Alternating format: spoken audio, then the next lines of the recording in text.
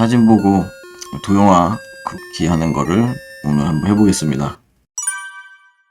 제가 도형화하는 포인트들 같은 거 한번 찍어 드릴 테니까 여러분들도 같이 이거 그리면서 해주시면 돼요. 인체 도형화는 중요하다고 하는 사람도 있고 그렇게 중요하지 않다라고 하는 사람도 있고, 또는 중요한데 연습할 때만 도형화로 간단하게 인체가 이렇게 입체적으로 생겼다라는 걸 이해하는 차원까지만 도형화로 생각을 하고, 실전에서는 굳이 도형화를 할 필요는 없다라고도 얘기하는 사람도 있고, 다양한 것 같아요. 다양한 사람 중에 저도 한 명이고, 그림이라는 게 정답도 없는 거고, 그냥 여러 가지 방법으로 연습을 해보셨다가 자기한테 맞는 방법을 찾아가지고 하시는 것들 중에 이것도 하나의 방법이다 라고 생각하시고 한번 해보셨으면 좋겠다. 제가 도형화를 중요하게 생각하는 건 일단은 우리가 인체만 그릴 게 아니고 여러 가지 다양한 것들을 그려야 되니까 결국에는 공간 안에 들어가야 되고,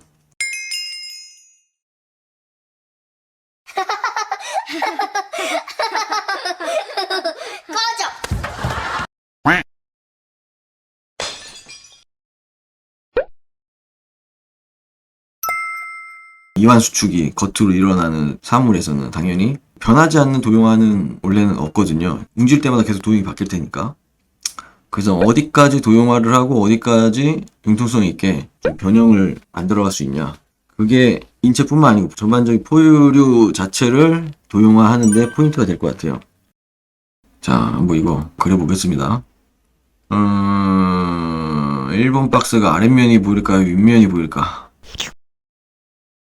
여러분들이 이제 1번 박스를 그리던 3번 박스를 먼저 그리던 그런 상관이 없거든요. 이런 구도일 때는 일단 1번 박스부터 저는 그리는 편이에요.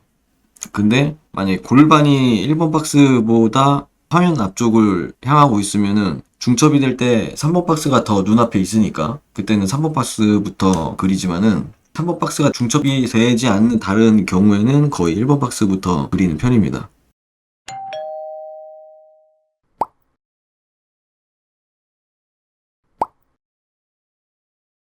그리고 이제 1번 박스를 그릴 때 책 보신 분들은 알겠지만 뭐 앞에 있는 빗장뼈랑 복장뼈 만나는 데랑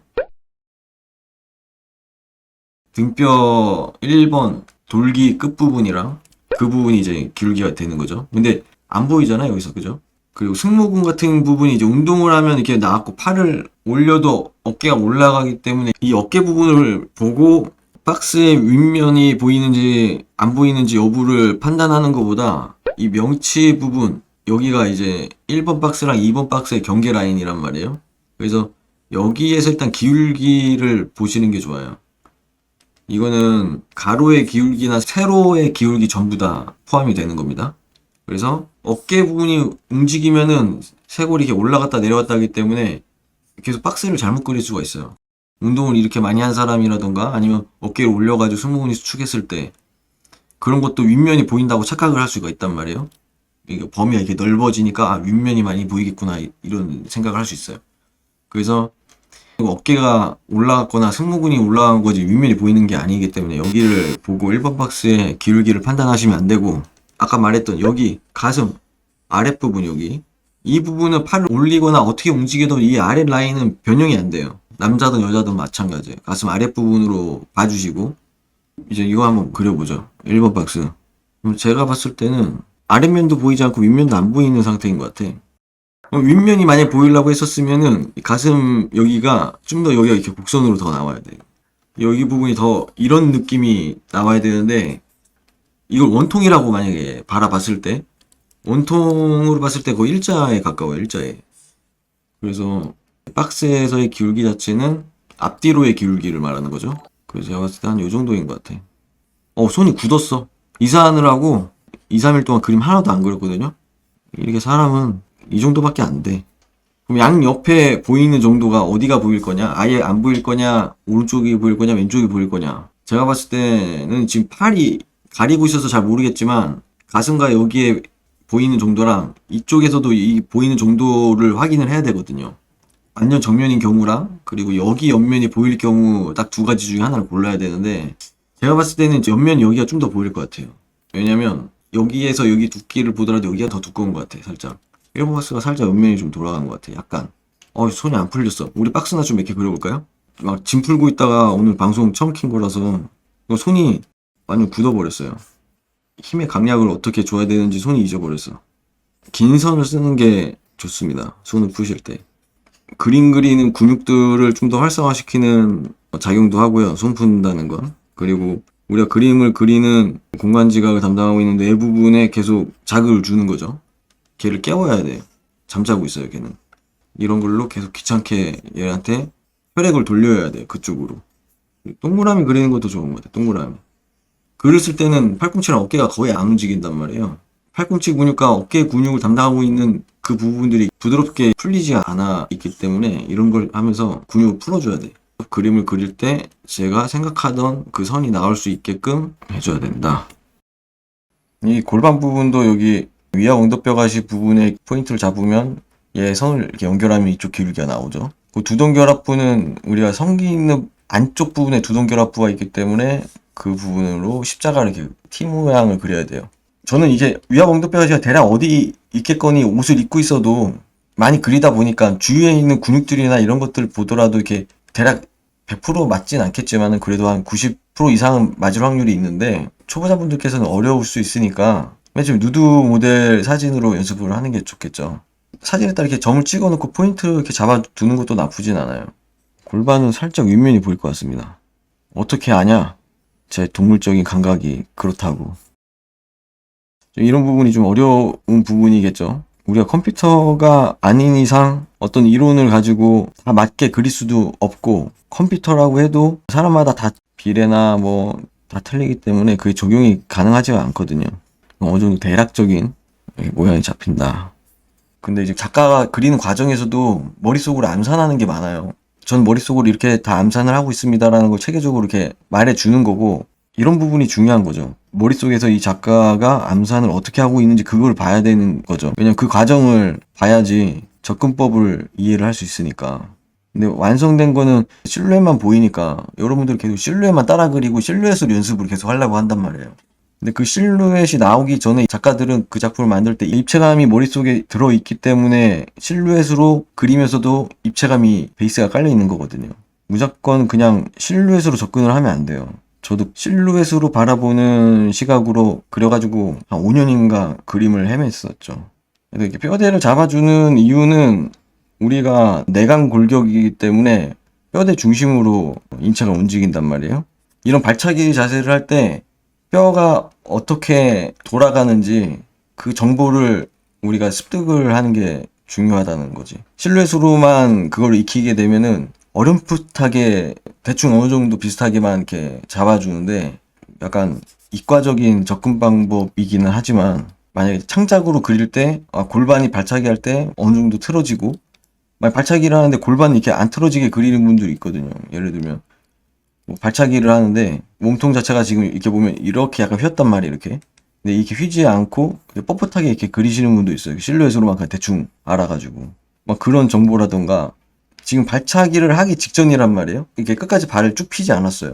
우리가 이 영상을 보지 않는 이상 이 모델이 다음에 어떤 동세를 취할지는 모르지만은 실제 발차기를 할 때 한 순간을 딱 촬영한 건지, 아니면 발차기 하려고 한 듯한 그런 자세를 취해보려고 했거나, 근데 제가 봤을 때는 실제 발차기를 하는 도중의 사진은 아닌 것 같고 그냥 발차기를 하는 척 하면서 딱 찍은 것 같아요.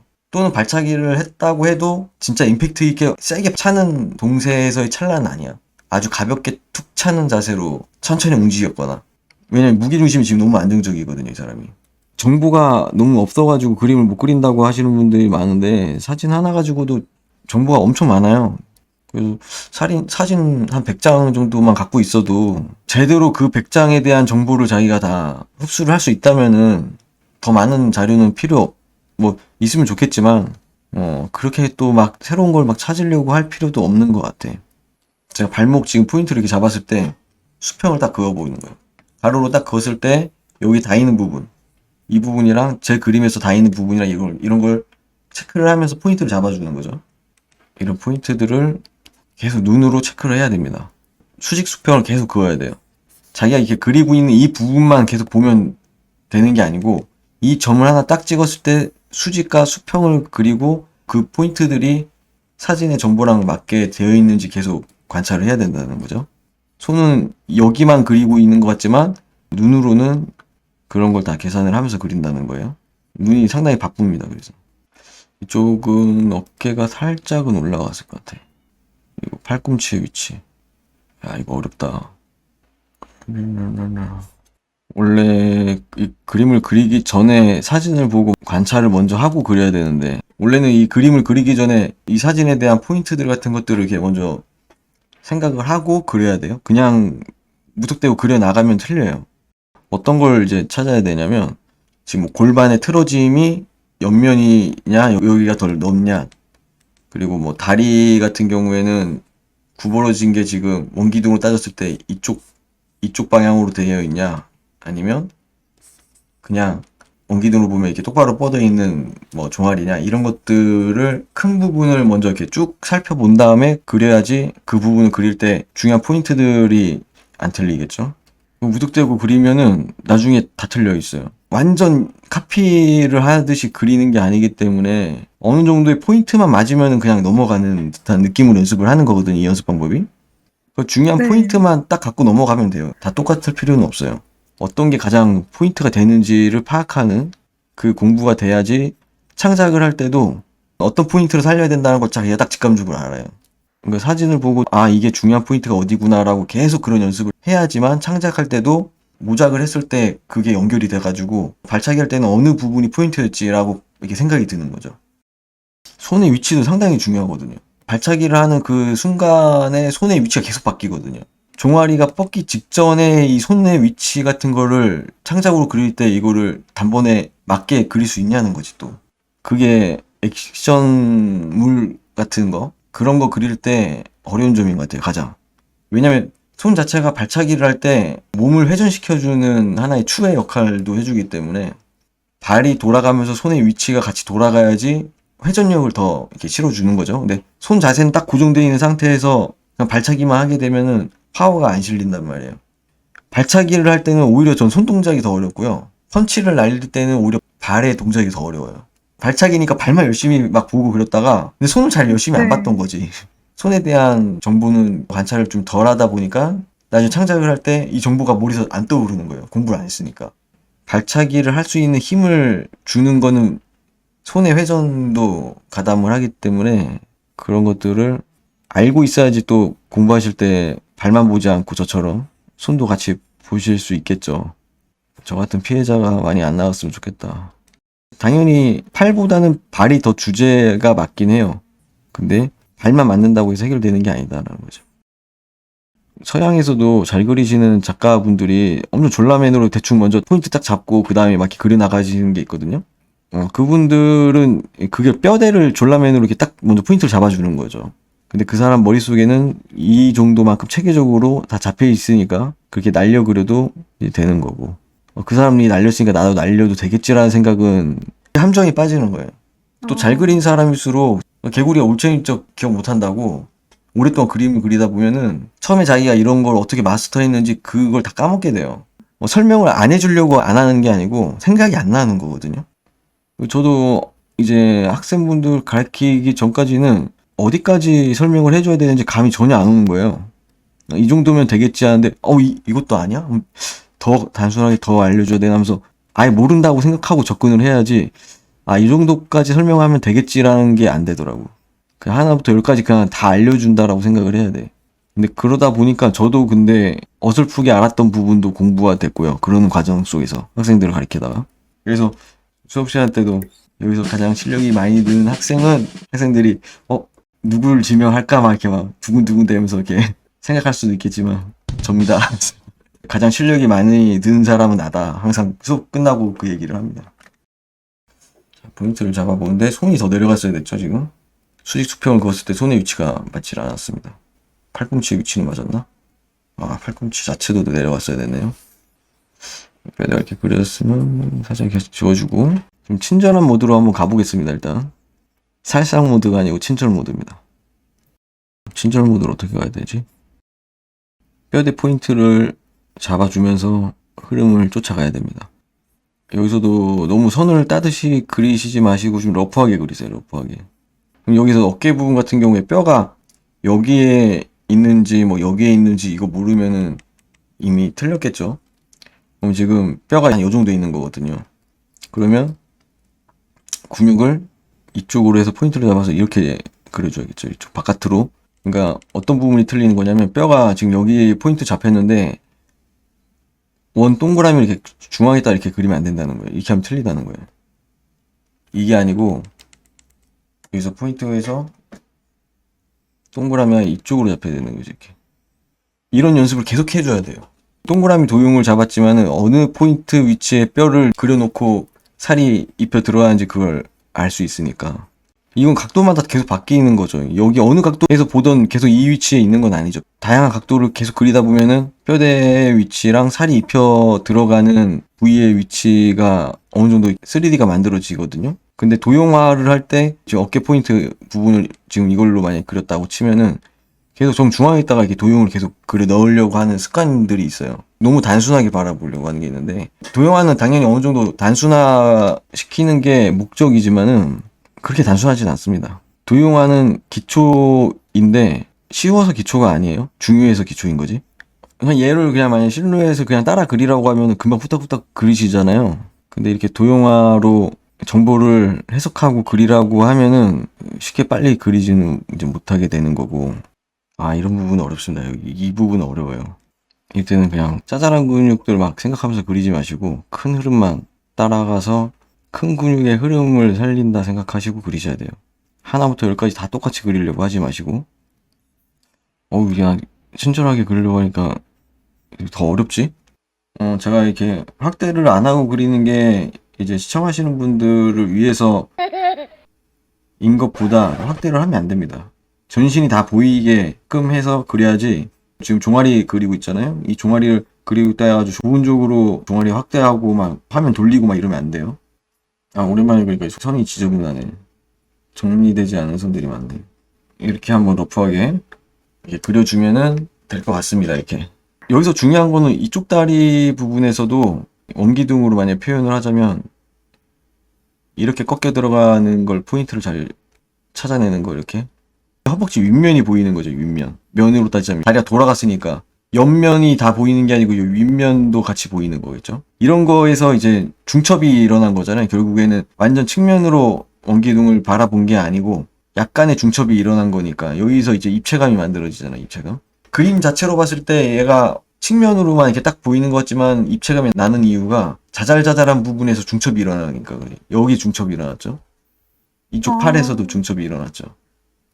종아리 부분 중첩이 일어났죠. 그림이 판판하지 않은 느낌이 여기서 사는 거거든요. 입체적으로 보이는 포인트가 뭔지 그런 것도 한번 정보를 파악하는 것도 중요하죠. 입체적으로 보이기 위해서 막 중첩을 막 엄청나게 많이 사용을 해야지만 입체감이 산다는 건 아니. 얘가 입체감이 더 많이 나긴 하겠지만 이런 평면적인 느낌이 나는 것 같으면서도 충분히 입체감을 낼 수 있다.